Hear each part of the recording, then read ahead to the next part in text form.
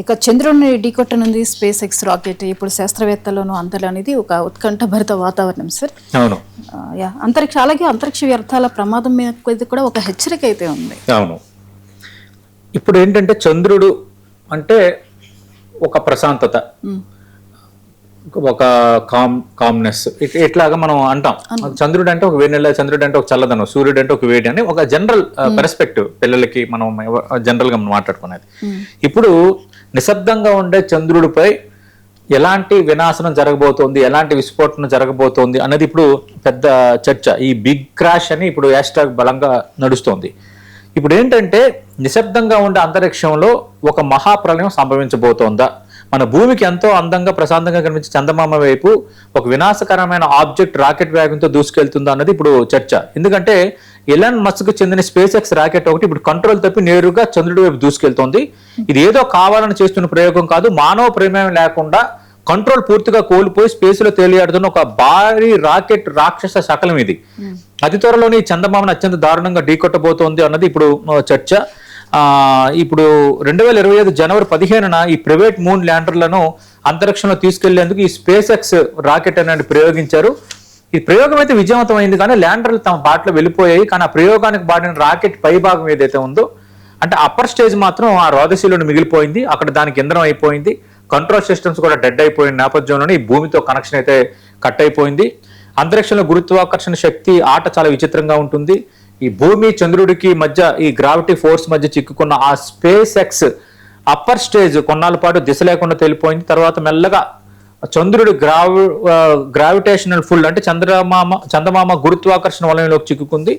Orbit change చేసే options ఏవి rocket సకలానికి లేకపోవడంతో ఇప్పుడు ఏమవుతుంది, అది ఇప్పుడు నేరుగా చంద్రుడి పశ్చిమ అంచు వైపు అయితే దూసుకొస్తోంది.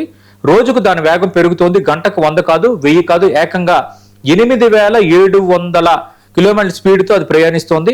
ఒక రకంగా సైంటిఫిక్ లాంగ్వేజ్లో చెప్పాలంటే సౌండ్ స్పీడ్ కంటే ఇది 7 రెట్లు ఎక్కువ. ఒక భారీ ఇనుప రాకెట్ మొక్క వెళ్ళి చంద్రుని గుద్దితే ఎలా ఉంటుంది అనేది ఇప్పుడు జరగబోతోంది. అందుకే ప్రపంచం అంతా ఆసక్తిగా ఎదురు చూస్తున్నారు. ఈ షాకింగ్ డెవలప్మెంట్ కోసం ఈ గ్లోబల్ స్పేస్ ట్రాకింగ్ నిపుణుడు బిల్ గ్రే మొదటగా ప్రపంచానికి చెప్తున్నారు. ఈ పశ్చిమ అంచున ఈ ప్రళయకరమైన ఇంపాక్ట్ ఉండబోతుంది కాబట్టి ఈ ఘోరమైన కొలిజన్ జరిగిన మరుక్షణమే చంద్రుడు పై ఒక భారీ పేలుడు సంభవిస్తుందట.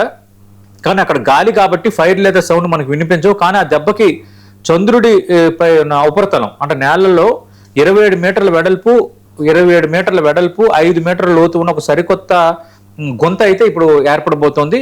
ఒకసారి ఊహించుకోండి, 5 మీటర్ల లోతు అంటే ఒక 2 అంతస్తుల ఇల్లు మునిగిపోయేంత పెద్ద గుంత. ఆ ఇంపాక్ట్ క్షణాల్లో ముగిసిపోయినా దాని నుంచి పుట్టుకొచ్చే రిజల్ట్ మాత్రం అక్కడ విచిత్రంగా ఉండబోతుంది అంటున్నారు. గ్రావిటీ తక్కువ కాబట్టి రాకెట్ ఢీకొట్టిన మరుక్షణమే ఈ రాళ్ల సకలాలు, పురాతన ధూళి మేఘాలు ఎత్తుకు రోదశీలోకి ఎగిసిపడతాయి. సాధారణంగా భూమిపై ధూళి అయితే కింద పడిపోతుంది, కానీ అక్కడ కాదు.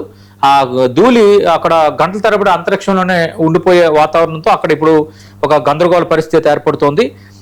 ఈ మహాఘటనను మిస్ అవ్వకూడదని ప్రపంచవ్యాప్తంగా అంతరిక్ష పరిశోధన సంస్థలు ఇప్పుడైతే అలర్ట్ అయ్యాయి.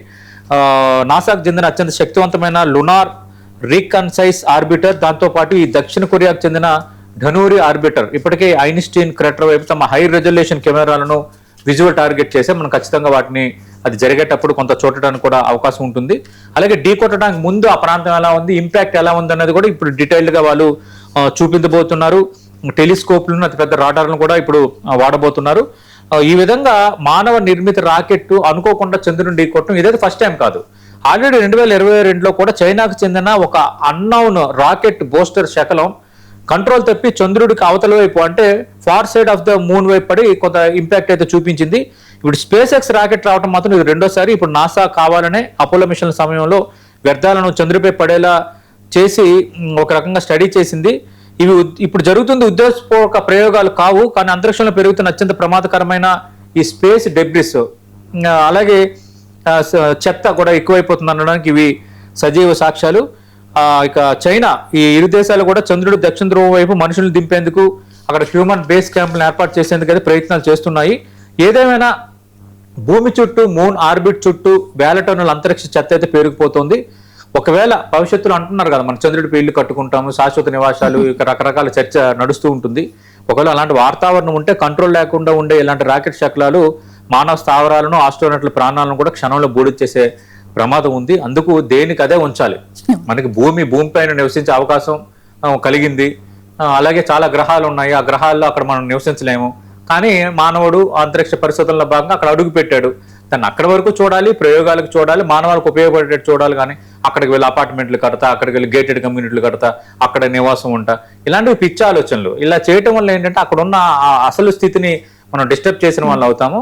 ఇప్పుడు ఇలాంటి సంఘటన జరిగింది అనుకోండి, అక్కడ ప్రాణం పోతే ఎవరి అడ్రస్ ఏమి జరుగుతుంది? ఇలాంటి రకరకాల ఇష్యూస్ అయితే ఇప్పుడు తెర ముందుకు వస్తున్నాయి.